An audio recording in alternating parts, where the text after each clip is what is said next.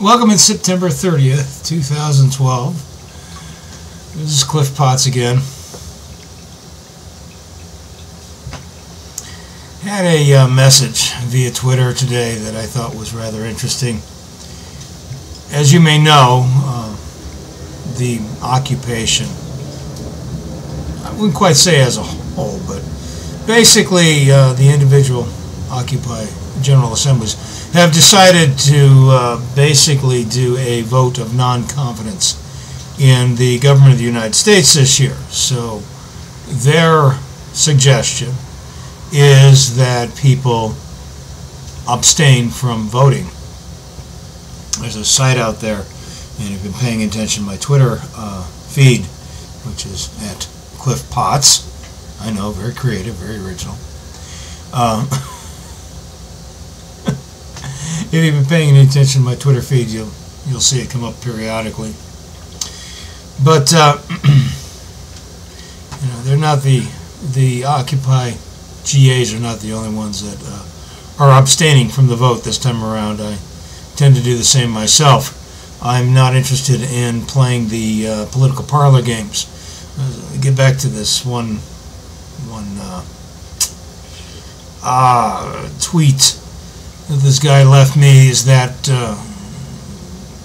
we who have decided not to vote are the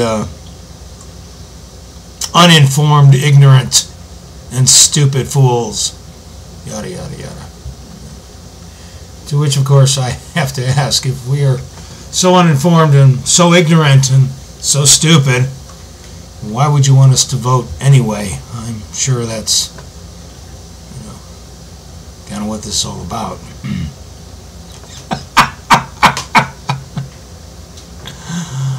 The funny thing about it is, those of you who have been with me long enough, oh, hang on a minute, I've got somebody coming in. I will talk to you. Okay, it's October 2nd, 2012. Finally got back to you.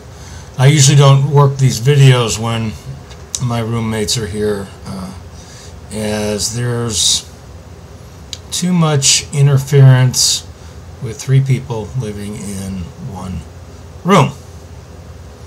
And I don't want to impose on them, nor do I want their side comments and peanut gallery insertions into the stream. So, anyway. What's going on? Well, my take on it, and this was shared by somebody else on Twitter, is that the occupation in general and those who are activists are pretty much focusing on November's elections to see what's going on. Not personally, I can tell you what's going on, not a hell of a lot. Will things get worse if Romney's elected? Yes and no. Will things get better if Obama's elected? Well, yes and no. It's like the critic was saying about how uninformed we really are, that one party is actually better than the other. There's many people in the United States that actually believe that. And most of them, of course, are living very comfortably right now and have very little idea of the struggle that so many have had for so many years. In my case, it started in 2001. So, how many presidents have we had since then? And how many promises have been broken? You can't expect much out of a president, I'll grant you that. Most of this has to do with Congress and the makeup of the House and the Senate. It also has to do with people's mental attitude towards the political environment and stability therein. Also has to do with the economic environment. Bottom line is, for me, wages have not gone up at all since the late 1990s.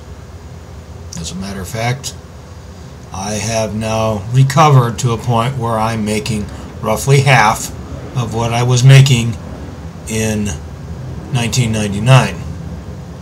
And somehow I am supposed to wave the flag and say, one, that Obama's the good guy, or two, that Bush did really good things for the nation, or three, it's all my own fault. Well, bullshit, bullshit, bullshit.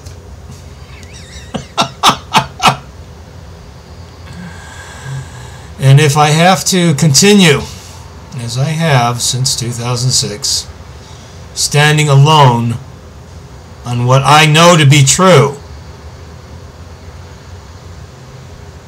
that the resolution to this nation's problems reside only within the collective action of its own citizens. If I have to stand alone in that, then so mote it be. It's Cliff Potts. As always, may your God go with you. I will talk to you later. Bye-bye for now.